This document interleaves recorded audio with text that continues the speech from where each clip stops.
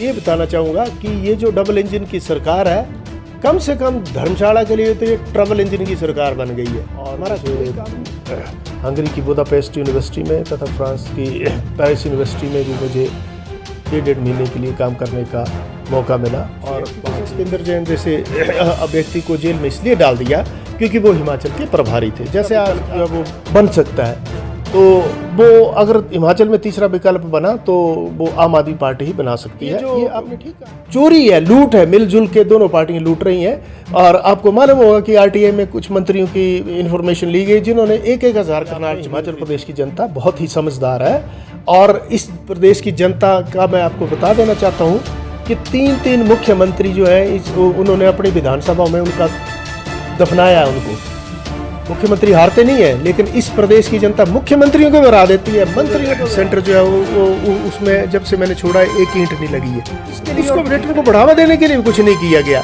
ये ठीक है कि आपने एक रोपवे लगा दिया, लेकिन उसका किराया इतना रख दिया कि गरीब आदमी, और पार्किंग प्लेसेस की बहुत कमी है। स्मार्ट सिटी के नाम पर भी कुछ नहीं हो रहा है और लोगों को मीटर नहीं मिल रहे, पानी का कनेक्शन लेने के लिए 4-4 साल लगे जा रहे हैं। अब आप कह रहे हैं कि गडकरी जी आए थे, वो 60 नेशनल हाईवे अनाउंस करके, बताइए आप कौन सा नेशनल हाईवे हिमाचल में बना है? एक भी एक्सप्रेस हाईवे नहीं मिला, 1 मिलीमीटर रेलवे लाइन नहीं बढ़ी। जयराम जी मुख्यमंत्री चलो रहे, लेकिन कई बार हमें तरस भी आता है कि वो कोई अपनी पकड़ ही नहीं बना पाए, ना ब्यूरोक्रेसी पर, ना अपने मंत्रियों पर, और जिसकी वजह से ये प्रदेश का हमारे ये हाल।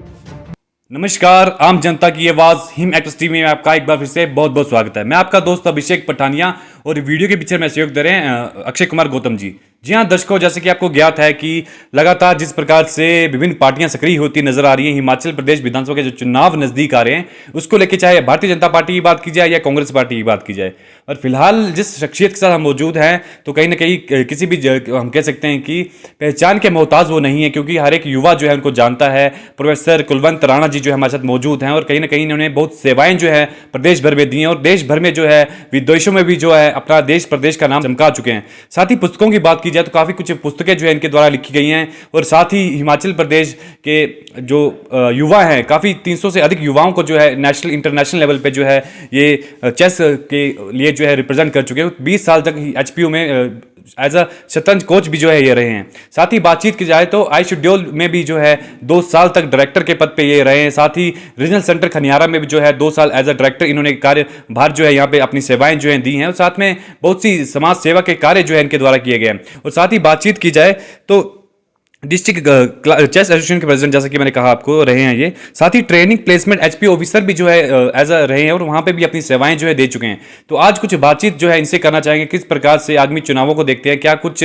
सेवाएं जो है इनके द्वारा दी गई हैं, क्या कुछ कार्य जो है समाज सेवा के लिए इनके द्वारा किए गए हैं, और आदमी चुनाव जो आ रहे हैं उनको लेके क्या कुछ कहना है इनको, किस तरह से इन चुनावों को ये देखते हैं चाहेंगे। सर, सबसे पहले स्वागत है आपका हमारे चैनल पे। धन्यवाद, नमस्कार, और आपके सभी दर्शकों को भी मेरा नमस्कार। जी सर, अभी तक जो अपनी सेवाएं जो हैं देश प्रदेश में दी हैं, चाहे बातचीत की जाए हिमाचल प्रदेश की, ना केवल देश की बात की जाए, तो विदेशों में भी जो है आप अपने आप को और हिमाचल प्रदेश को और देश भर को रिप्रेजेंट कर चुके हो। तो जो योगदान आपका शिक्षा के स्तर पर और शिक्षा विभाग में जो रहा है, तो उस बारे में कुछ जानकारी हमारे दर्शकों को दीजिए। मैं आपको बताना चाहता हूँ कि मैं गांव के स्कूल का पढ़ा हूँ, पटोला स्कूल में पढ़ा हूँ, उसके बाद मैं फतेहपुर स्कूल में पढ़ा हूँ, धर्मशाला स्कूल में, धर्मशाला कॉलेज में, और हिमाचल प्रदेश विश्वविद्यालय में मुझे शिक्षा लेने का मौका मिला। और हमारा फर्स्ट बैच था एमफिल का कॉमर्स में, और एमफिल करते ही हमें एचपी यूनिवर्सिटी में जॉब भी मिल गई थी। 1981 में मैंने as a assistant professor HP university में ज्वाइन किया था।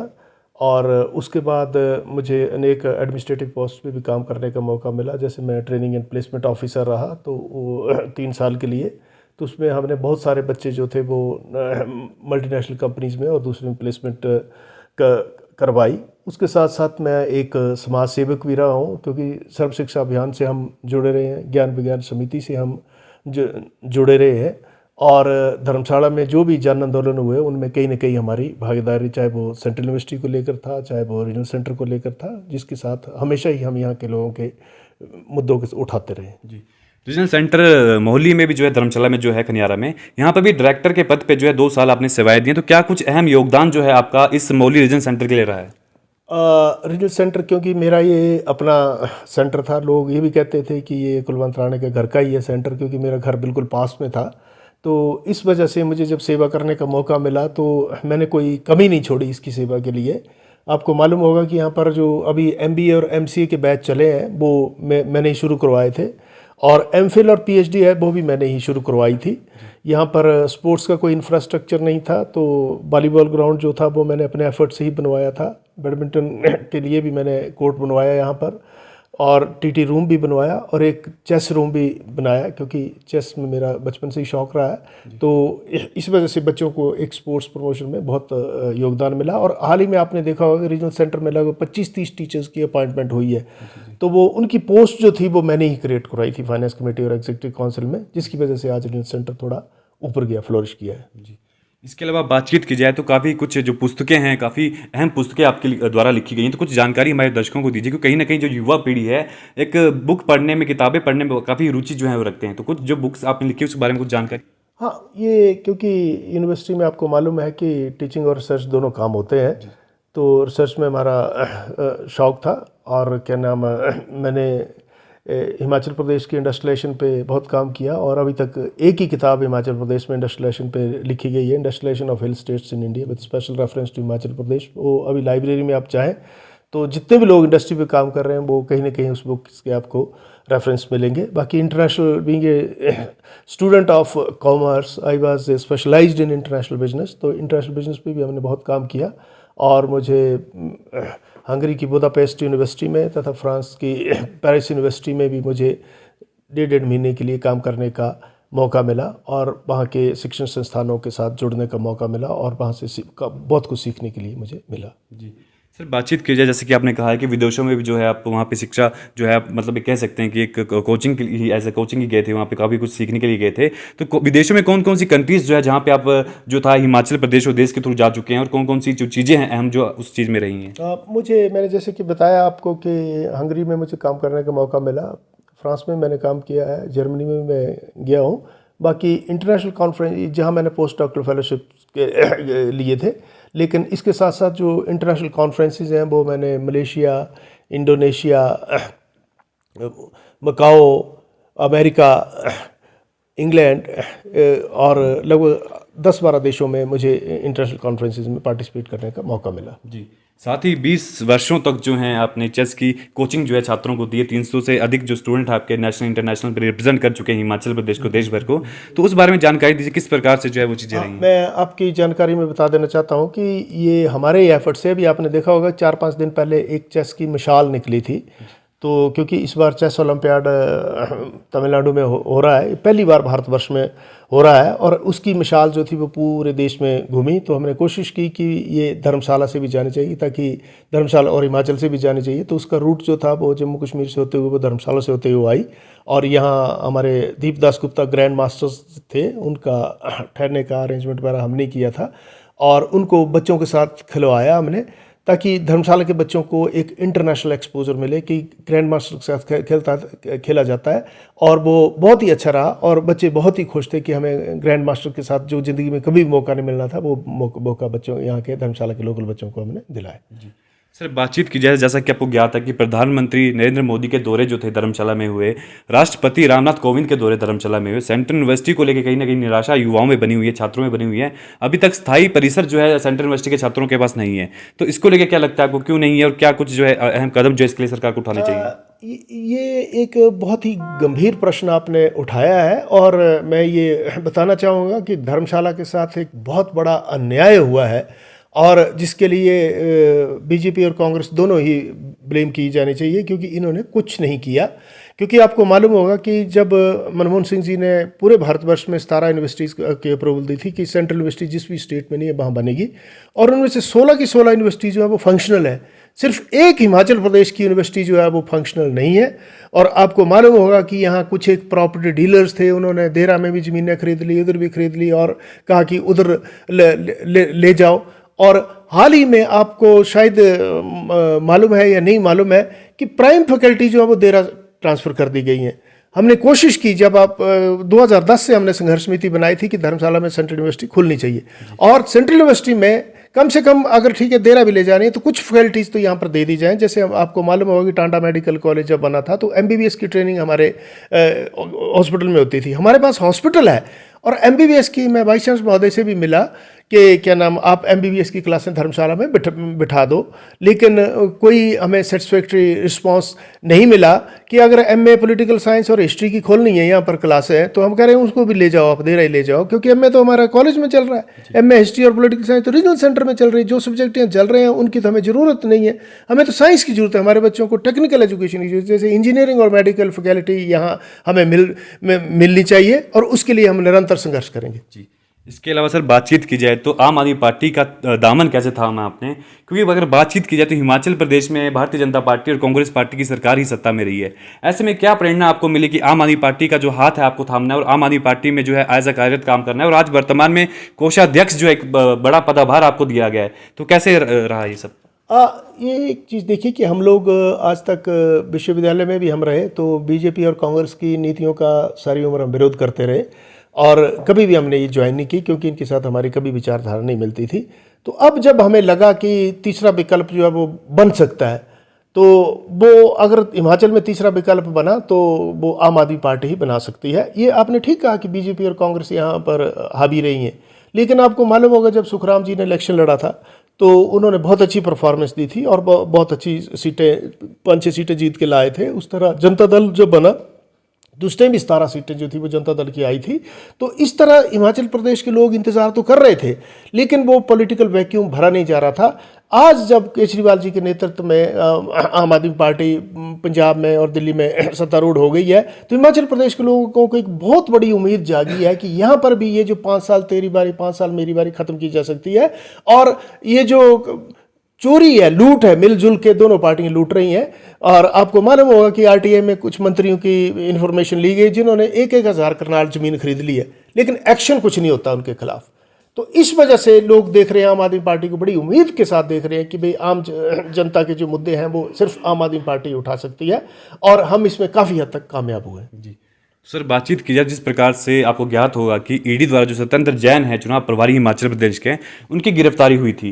मनीष सिसोदिया के ऊपर भी सवाल उठे थे, और जैसा कि पंजाब में आपको पता है सरेआम एक बहुत ही लोकप्रिय और प्रसिद्ध सिंगर की सरेआम हत्या कर दी जाती है। जैसे कि ज्ञात था कि सिद्धू वाले मूसेवाले की जो हत्या हुई थी उसको लेकर कई बवाल जो थे बनाए गए थे, और कहीं ना कहीं उसके लिए काफ़ी चर्चाएं जो थी आमूमन देखने को मिल रही थी। उसको लेकर क्या कहना चाहेंगे आप? हाँ, ये बड़ी महत्वपूर्ण बात आपने पूछी है कि जैसे सत्येंद्र जैन जैसे व्यक्ति को जेल में इसलिए डाल दिया क्योंकि वो हिमाचल के प्रभारी थे। जैसे आज देख रहे हैं कि बॉम्बे में क्या हुआ कि हवाई जहाज में बैठा के 40-50 MLA ले गए और रातों रात वो जो है भाजपा को समर्थन दे दिया उन्होंने। और सबको आप पता कि पैसे का खेल है और ईडी और सीबीआई का खेल है, तो उसी वजह से उसी चीज़ को ईडी और सीबीआई और इनकम टैक्स के थ्रू सत्येंद्र जैन जी को भी ये इन्होंने हरासमेंट किया, जो कि पहले वो एक्विट किया जा चुके हैं। एजेंसी ने कहा कि हमारे पास कोई प्रूफ नहीं, लेकिन फिर भी उनको ताकि हिमाचल में आम आदमी पार्टी बड़ी तेज़ी से बढ़ रही थी, इसको रोका जा सके। अब मनीष सिसोदिया जैसे व्यक्ति हैं जिनको पूरी दुनिया ने माना है कि दिल्ली का जो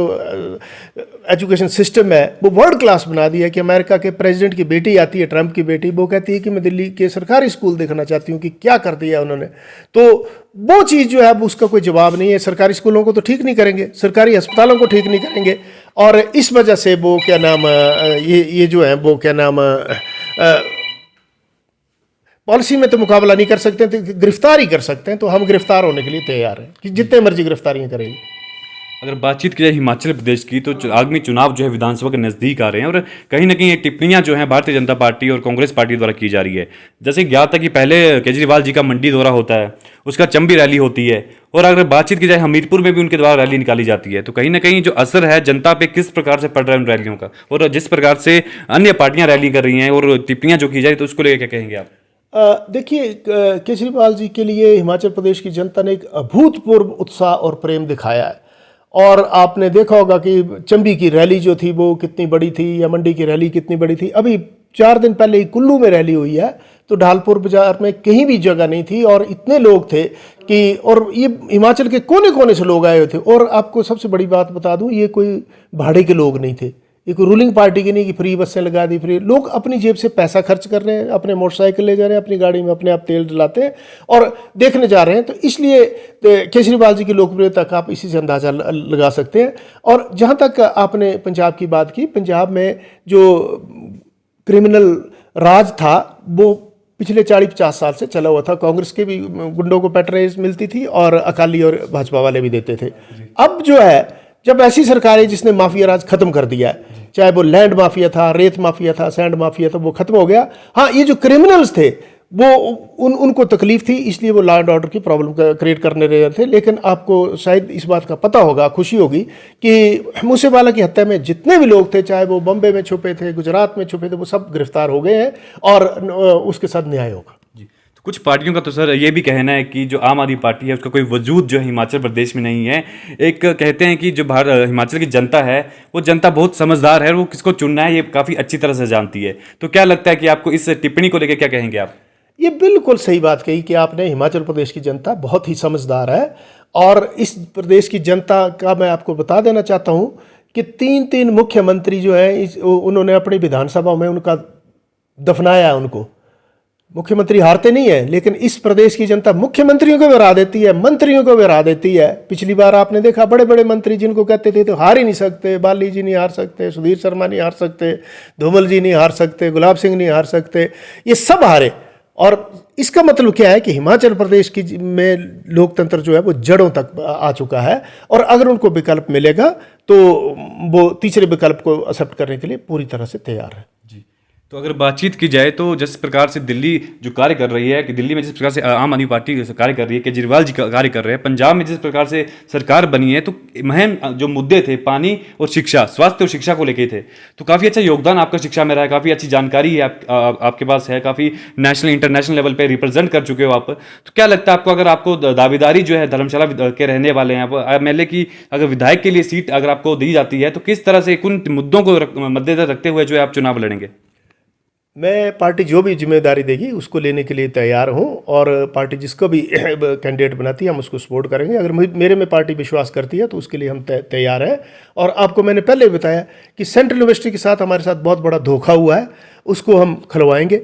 दूसरा, आपने देखा कि रीजनल सेंटर जो है वो उसमें जब से मैंने छोड़ा है एक ईंट नहीं लगी है, तो उसको भी ठीक करेंगे और हम चाहेंगे कि इसको फुल फ्लेज्ड यूनिवर्सिटी का स्टेटस दिया जाए।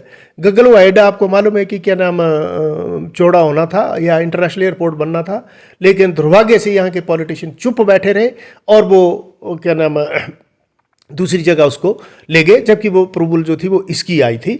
और हमारी जो क्लस्टर यूनिवर्सिटी बननी थी वो भी गवर्नमेंट कॉलेज धर्मशाला में ही बननी थी, क्योंकि मैं यूजीसी की टीम का मेंबर था जिसमें ये मंडी और धर्मशाला कॉलेज सिलेक्ट हो गए थे। अनफॉर्चुनेटली मंडी, चलो हमें खुशी है कि मंडी में क्लस्टर यूनिवर्सिटी बन गई, दूसरी बात में वो स्टेट यूनिवर्सिटी बन गई, लेकिन धर्मशाला के साथ हमारी अन्याय हुआ है। और मैं पर्यटन उद्योग से भी जुड़ा रहा हूँ और यहाँ पर आपने देखा 2 साल कोरोना काल में पर्यटन उद्योग की कमर टूट गई, मतलब 50 होटल धर्मशाला के बिक गए, लेकिन सरकार की तरफ से कोई सहायता नहीं दी गई। कितनी बेरोजगारी फैली गई और इसके लिए और पर्यटन को बढ़ावा देने के लिए भी कुछ नहीं किया गया। ये ठीक है कि आपने एक रोपवे लगा दिया, लेकिन उसका किराया इतना रख दिया कि गरीब आदमी उसमें बैठ ही नहीं सकता। 500 रुपये खर्च के कौन जाएगा? अगर हमें मौका मिलता है तो हम इसको 100-150 रुपये किराए पे लाएंगे ताकि मकलोडगंज की ट्रैफिक जाम की समस्या हल की जाए। और पार्किंग प्लेसेस की बहुत कमी है, स्मार्ट सिटी के नाम पर भी कुछ नहीं हो रहा है और लोगों को मीटर नहीं मिल रहे, पानी का कनेक्शन लेने के लिए 4-4 साल लगे जा रहे हैं। तो इस तरह का जो अन्याय है वो हम खत्म करवाएंगे और धर्मशाला को वाकई हम एक सही मानों में एक असली राजधानी बनाएंगे कि 3 दिन के लिए विधानसभा नहीं बैठेगी। हमारी डिमांड होगी कम से कम 1 महीने के लिए विधानसभा यहाँ बैठे, ताकि लोगों को शिमला ना जाना पड़े, छोटे मोटे काम यही हो जाए और शिमला का भीड़ भड़का भी कम होगा और ट्रैफिक जाम से शिमला के लोगों को भी राहत मिलेगी और लोगों को घर द्वार पे ही न्याय मिलेगा। सर, वर्तमान सरकार की बातचीत की जाए तो उनका सीधे तौर पे यह कहना है कि मिशन रिपीट का सपना मुख्यमंत्री जयराम ठाकुर देख रहे हैं और डबल इंजन की सरकार है। तो जो इस प्रकार से उनका कहना है कि चुनाव में जो उपचुनाव हुए थे, कांग्रेस पार्टी भी कहीं ना कहीं ये कह रही है कि जो जीत उनको हासिल हुई है और आगामी चुनावों में काफ़ी बड़ी जीत जो है वो हासिल करेंगे। वर्तमान सरकार का यह कहना है कि मिशन रिपीट होगा, डबल इंजन की सरकार है। तो क्या कुछ लगता है, क्या कहना चाहेंगे इस बारे में आप? मैं आपको ये बताना चाहूँगा कि ये जो डबल इंजन की सरकार है, कम से कम धर्मशाला के लिए तो ये ट्रबल इंजन की सरकार बन गई है। हमारा कोई काम नहीं हुआ और डिस्क्रिमिनेशन हुआ है धर्मशाला के साथ, हर चीज़ में डिस्क्रिमिनेशन हुआ है। ना तो यहाँ कोई बड़े मेजर प्रोजेक्ट आया, ना अब आप कह रहे हैं कि गडकरी जी आए थे वो 67 नेशनल हाईवे अनाउंस कर गए। बताइए आप कौन सा नेशनल हाईवे हिमाचल में बना है? एक भी एक्सप्रेस हाईवे नहीं मिला, 1 मिलीमीटर रेलवे लाइन नहीं बढ़ी यहाँ पर। तो किस चीज़ में डबल इंजन की सरकार हुई भाई? हवाई अड्डे यहाँ के मॉडर्नाइज नहीं हुए और कुछ नहीं हुआ। और क्या नाम, जब तक हिमाचल को रेल से नहीं जोड़ा जाता तो हिमाचल की हाई कॉस्ट इकॉनमी रहेगी। तो रेलवे प्रायोरिटी होनी चाहिए सरकार की, जिसके लिए इन्होंने कुछ भी नहीं किया। और आप देख रहे हैं कि हमारी जोगिंद्रनगर पठानकोट रेलवे लाइन सड़ रही है, लेकिन ब्रॉडगेज करने के लिए किसी शांता कुमार जी 50 साल बोलते रहे, लेकिन करवाए उनसे भी नहीं गई। तो इस वजह से हिमाचल के साथ हर जगह ही इनजस्टिस हुआ है। आप डबल इंजन की सरकार तो हम तब मानते कि हिमाचल में रेलवे लाइनें बिछती। अगर यूपी में 10 एक्सप्रेस हाईवे बन सकते हैं, हिमाचल को 1 एक्सप्रेस हाईवे तो दे दो। अगर यूपी में रेलवे लाइन बिछ सकती है, गुजरात में बिछ सकती है, तो हिमाचल में 2-3 रेलवे लाइनें तो हिमाचल को भी दे दो। तो सेंटर से भी हमें डिस्क्रिमिनेशन मिला। और जयराम जी मुख्यमंत्री चलो रहे, लेकिन कई बार हमें तरस भी आता है कि वो कोई अपनी पकड़ ही नहीं बना पाए, ना ब्यूरोक्रेसी पर, ना अपने मंत्रियों पर, और जिसकी वजह से ये प्रदेश का हमारे ये हाल हो गया। जी, अगर बातचीत की जाए तो जिस प्रकार से खालिस्तानी के झंडे जो थे विधानसभा धर्मशाला में तपोवन में लगाए गए थे, उसको लेके भी कहीं ना कहीं काफी विवाद में जो थी आम आदमी पार्टी रही थी, केजरीवाल रहे थे। सीधे तौर पे ये कहा जा रहा था कि खालिस्तानियों के समर्थक जो हैं केजरीवाल जी हैं, तो उसको लेके क्या विचार है आपके?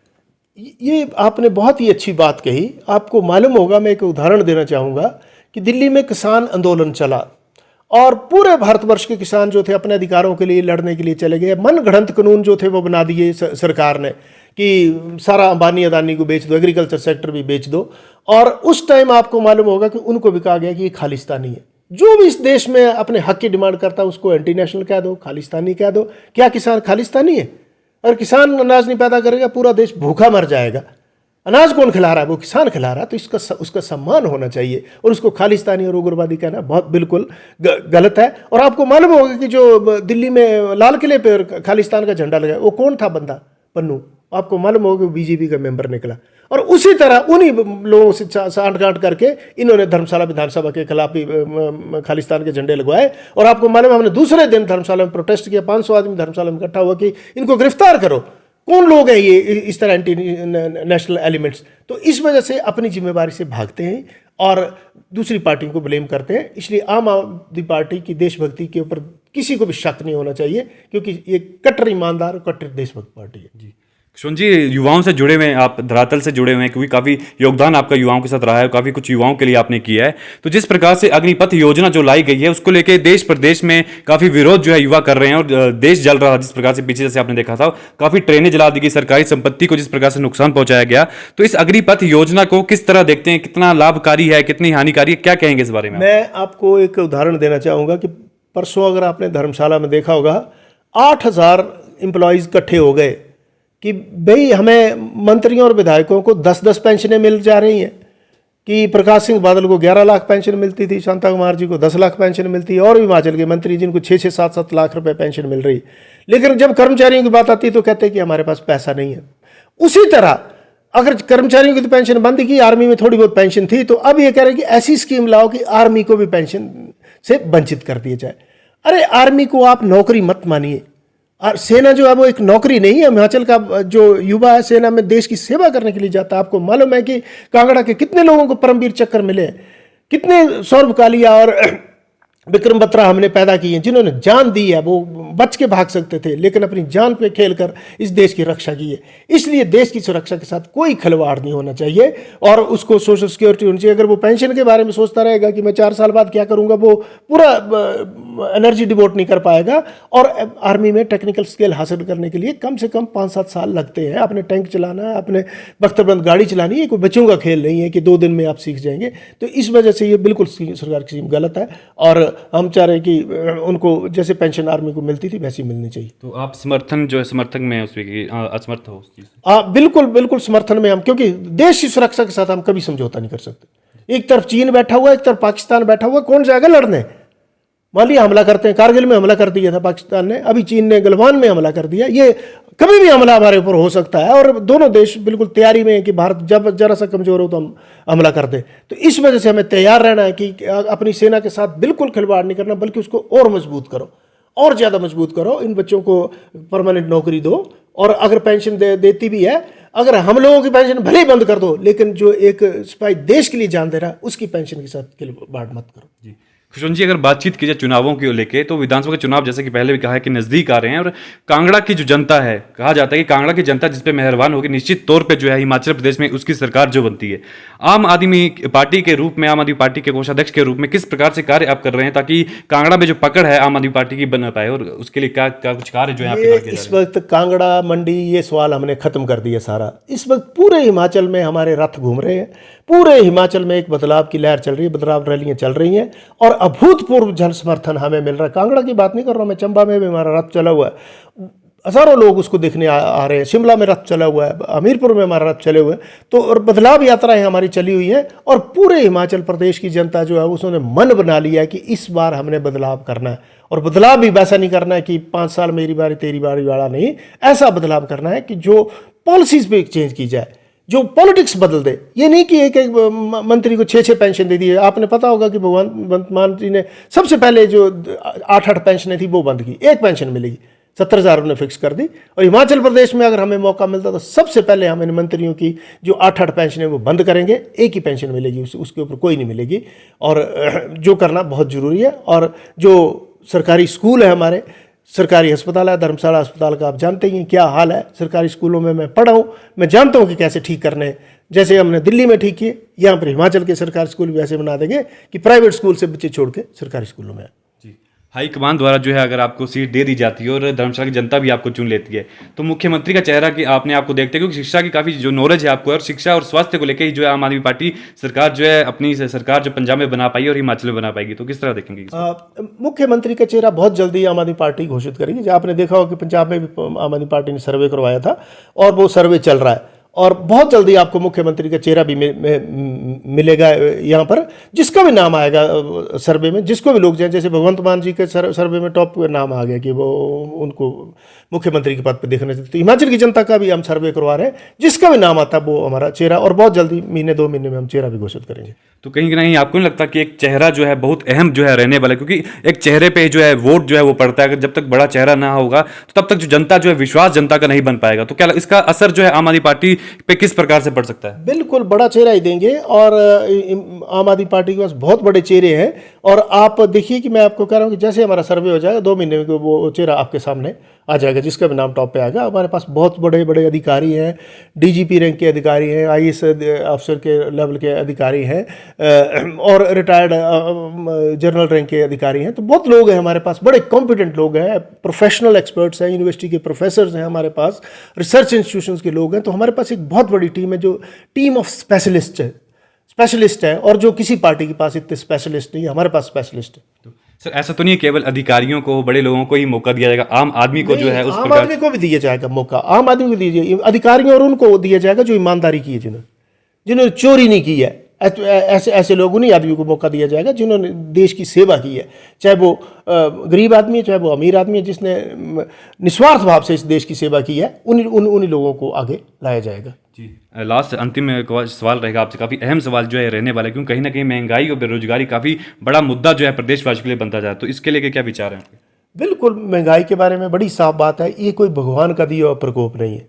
महंगाई is a man made crisis और बेरोजगारी भी मैन मेड क्राइसिस है। आप इस तरह की स्कीम्स चला रहे हैं कि आपने 200 आदमी जो है 20-20 हज़ार करोड़ रुपया लेके देश के से भाग गए। कौन है विजय माल्या? किसने बनाया इसको राज्यसभा में? बीजेपी और कांग्रेस दोनों ने वोट दिए थे और ये इसको बनाया, ये पैसे लेके भाग गया। और 200 आदमी ऐसे, अगर उन पैसा भी हम रोक लेते, अगर उनके ऊपर लगाम लेते तो महंगाई की ये बुरा हाल नहीं होता।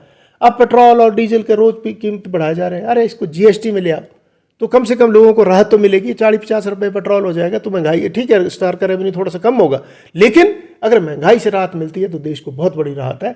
तो इसलिए महंगाई को कंट्रोल करना असंभव नहीं है, उसके लिए कुर्बानी चाहिए, सेक्रीफाइस चाहिए। अगर हमें अपने बेनिफिट्स थोड़े सेक्रीफाइस भी करने पड़ते हैं तो हम सेक्रीफाइस कर देना चाहिए जनता के लिए, लेकिन जनता को तकलीफ नहीं होनी चाहिए, उनको सस्ती दरों पे ही सारी चीज़ें मिलनी चाहिए ताकि रोज़गार की भी अपॉर्चुनिटीज़ मिल जाए। जैसे आपने कहा कि हिमाचल प्रदेश में भगवान ने हमें अपार क्षमता दी हुई है। यहाँ पर अभी भी हमने अपनी बिजली का जो हमारे पास कैपेसिटी है उसका केवल हमने 33% दोहन किया, उसका बाकी अनयूटिलाइज है। सीमेंट आप देख लीजिए, क्लिंकर आप बाहर भेजते हैं, पैसे खाते हैं बाहर की सरकारों से। मतलब पंजाब में सस्ता सीमेंट, हिमाचल में महंगा। मतलब पहली बार हुआ कि हिमाचल में एक बोरी की कीमत जो है 50 रुपये बढ़ाएगी।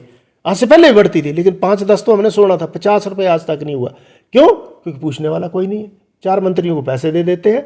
तो इन चीज़ों को बड़े आराम से हम कंट्रोल कर सकते हैं कि सस्ता सीमेंट, सस्ता राशन, सस्ती चीज़ें, लेकिन उसके लिए सिर्फ एक पॉलिटिकल विल चाहिए। आपको पैसे खाने बंद करने पड़ेंगे इनसे। तो सर, चुनाव नज़दीक आ रहे हैं, तो किस तरह किन मुद्दों को मद्देनजर रखते हुए जो है आम आदमी पार्टी के जो कार्यकर्ता हैं, आम आदमी पार्टी के जो चेहरे हैं, आम आदमी पार्टी के जो पार्टी है आम आदमी पार्टी, किस मुद्दों को मद्देनजर रखते हुए जो चुनाव जो है इस बार वो लड़ेंगे? हमारे पास, आपको मैंने पहले कहा कि भाई हम सरकारी स्कूलों को 5 स्टार बनाएंगे ताकि लोग प्राइवेट स्कूलों के बच्चे उसमें आए। वहाँ पर स्विमिंग पूल भी बनेंगे, स्पोर्ट्स भी बनेगी, और सबसे बड़ी बात है कि जो सरकारी स्कूल का जो पिलर होता है वो टीचर होता है। हमारे टीचर बहुत कॉम्पिटेंट हैं सरकारी स्कूलों के, लेकिन आप धमकाते हैं उनको, ओए तेरी ट्रांसफर लाउड स्पीकर कर दूंगा। ये कोई बात है? क्यों मंत्री के हाथ में पावर दी हुई है? हम कह रहे हैं कि ऐसी ट्रांसपोर्ट पॉलिसी बनाएंगे जैसे बैंक में होता है। बैंक का कोई एम्प्लॉय आपने सुना मंत्री के पास जाता है ट्रांसफर? LIC का जाता है? कोई नहीं जाता। जो बैंक और LIC में पॉलिसी है वैसी पॉलिसी बनाएंगे ताकि ट्रेड यूनियन फैसला करेंगे कौन आदमी लाहौल स्पीति जाएगा, कौन कहाँ जाएगा, और जिसकी वजह से अगर उनकी ब्लैकमेलिंग खत्म हो तो हमारे टीचर जो है वो वैसे रिजल्ट दे सकते हैं जैसे दिल्ली के टीचर्स ने रिजल्ट दिए। उसी तरह हॉस्पिटल का भी आपने पता है कि अगर इतना सा कांटा भी लग जा रहा तो कह रहे टांडा ले जाओ। अरे जोनल हॉस्पिटल काय के लिए रखा हुआ आपने? उधर हड़ताल पे बैठे हुए लोग बेचारे 75 दिन से, आप सुन ही नहीं रहे उनकी बात की। कुछ तो सुविधाएं दो हॉस्पिटल में। कोई अच्छा डॉक्टर आता है उसको टांडा भेज देते हैं आप। मतलब टांडा भी हमारा ही हॉस्पिटल है, वहाँ भी जाना चाहिए, लेकिन आप रिक्रूटमेंट करो, धर्मशाला के डॉक्टर उठा के मत भेजो, नए डॉक्टर लगाओ ताकि यहाँ के लोगों को स्वास्थ्य की सुविधाएं जो वो पूरी में मिले। उसके साथ साथ नौजवानों के लिए भी जैसे टैक्सी परमिट चाहिए देने चाहिए, नौजवानों के लिए भी जैसे रोप बेस लगने चाहिए ताकि उनको रोज़गार मिले। जैसे आप ठठारना है, चटकर है, इन पहाड़ों पे रोप बेस लगा दें हम, तो बहुत सारा रोज़गार के अपॉर्चुनिटी जो है वो पैदा हो सकती है। बहुत सारे गाँव में बसें नहीं जाती हैं, अगर बेरोज़गारों को हम टैक्सी परमिट ही देना शुरू कर दें कि आइडेंटिफाई कर, प्रधान आइडेंटिफाई करें कि 5 सबसे ज़्यादा डिजर्विंग है, उनको दें, तो काफ़ी हद तक इन समस्याओं का भी हम महंगाई और बेरोजगारी से भी लड़ सकते हैं। जी, बातचीत की जाए धर्मशाला विधानसभा क्षेत्र की, तो काफ़ी लोकप्रिय, प्रसिद्ध जो है अंतर्राष्ट्रीय पटल पे एक पहचान जो है धर्मशाला बना चुका है। तो ऐसे में कौन कौन से मुद्दे जो हैं जिनको आपको लगता है जो वर्तमान सरकार उस पर कार्य नहीं कर रही है, और आम आदमी पार्टी सरकार हिमाचल प्रदेश में बन जाती है तो स्पेशली जो है विशेष रूप से उन कार्यों पर जो है विशेष रूप से कार्य किया जाएगा? देखिए, धर्मशाला एक ऐसा शहर है जो पूरी दुनिया में इसका मुकाबला नहीं है, क्योंकि यहाँ पर एक समुद्र भी है और पहाड़ भी है। समुद्र और पहाड़ कभी इकट्ठे नहीं होते। अगर आप यहाँ सी प्लेन सर्विस चलाएं कि पोंग डैम में आप उसको उतारें, सी प्लेन को, लोगों को पोंग डैम के आइलैंड्स के ऊपर उतारें, वहाँ फिशिंग भी कर सकते हैं, वहाँ उनको समुद्र का नज़ारा मिलेगा और उनको ऊपर आप धौलाधार पे ले जाएं, तो उससे इतना रोज़गार पैदा होगा कि क्या नाम, पर्यटन इतना बढ़ जाएगा कि अब लोग पहाड़ देखना चाहते हैं, चढ़ तो सकते नहीं है। अगर हवाई जहाज़ की हम सर्विस चला दें तो उसमें बहुत सारा रोज़गार मिलेगा और पर्यटन एक बहुत बड़ा रोज़गार का साधन हो सकता है। उसके साथ साथ हमें एजुकेशन भी चाहिए, सेंट्रल यूनिवर्सिटी भी चाहिए, क्योंकि क्रूशियल फैकल्टीज़ हमारे को चाहिए जिनकी हम डिमांड करेंगे। खासकर इंजीनियरिंग और मेडिकल फैकल्टीज़ धर्मशाला में खोली जाए ताकि हमारे बच्चों को चंडीगढ़ और दिल्ली ना जाना पड़े या शिमला ना जाना पड़े, उनको घर द्वार पे ये सारी की सारी सुविधाएं मिले। तो इसलिए हम चाहते हैं कि धर्मशाला में भी एक यूनिवर्सिटी, फुल फ्लेज्ड यूनिवर्सिटी खोलनी चाहिए ताकि हर कोर्स यहाँ पर चले और बच्चों को ये सारी फैसिलिटी जो है वो यहीं पर ही मिल जाए। जी, तो अंत में क्या संदेश जो है हमारी जनता को, हमारे जो दर्शक हमें देख रहे हैं, उनको क्या संदेश जो है आपका रहेगा? मेरी हिमाचल प्रदेश की जनता से और आपके दर्शकों से यही रिक्वेस्ट है कि वो मेरिट पे वोट करें। कम से कम आप अंधभक्ति छोड़ दें, किसी भी पार्टी के, बीजेपी के, कांग्रेस के, किसी भी पार्टी के हैं, आप कम से कम कैंडिडेट की मेरिट जरूर देखें, उसका व्यवहार जरूर देखें, क्या उसने फाइनेंशियल करप्शन की है। ये जो 10-10 करोड़ रुपया इलेक्शन में खर्च कर रहे हैं, अगर आप इनसे सोचेंगे कि ये ईमानदारी, ये कभी ईमानदारी नहीं करेंगे।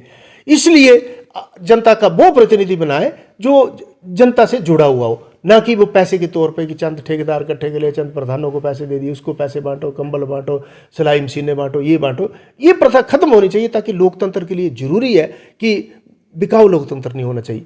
जेन्युइन लोकतंत्र तभी होगा जब हम जेन्युइन आदमी को लाएंगे। इसलिए कृपा करके आप इंटीग्रिटी पे कंप्रोमाइज़ ना करें। जिन आदमी ने बेईमानी की है उनको आगे ना लाएं और उन्हीं आदमियों को, फ्रेशर्स को चांस दें जो लोग इस देश की वाकई समाज सेवा करना चाहते हैं। राजनीति एक समाज सेवा का हमारे लिए माध्यम है, न कि कोई पैसा कमाने का। जी, धन्यवाद। तो ये थे हमारे साथ कुलवंत राणा जी, आम आदमी पार्टी प्रदेश कोषाध्यक्ष कुछ बातचीत इनसे करना चाहिए, किस प्रकार से आगामी चुनावों को देखते हैं और अभी तक जो योगदान इनका शिक्षा को लेकर रहा है, खेलों को लेकर रहा है और कहीं ना कहीं समाज सेवा को लेकर जो योगदान इनका रहा है, कुछ बातचीत इनसे करना चाहिए। अब देखना यह होगा कि किस प्रकार से हिमाचल प्रदेश में चुनाव जो नजदीक आ रहे हैं, आम आदमी पार्टी की सरकार तीसरे विकल्प के रूप में उभर के सामने आती है या भारतीय जनता पार्टी का जो मिशन रिपीट है वो पूरा होता है या कांग्रेस पार्टी की सरकार जो है सत्ता में आती है। तो फिलहाल इस स्ट्रीम को अधिक से अधिक शेयर कीजिएगा ताकि ये जानकारी प्रदेश के हर एक युवा, हर एक नागरिक तक पहुंच पाए।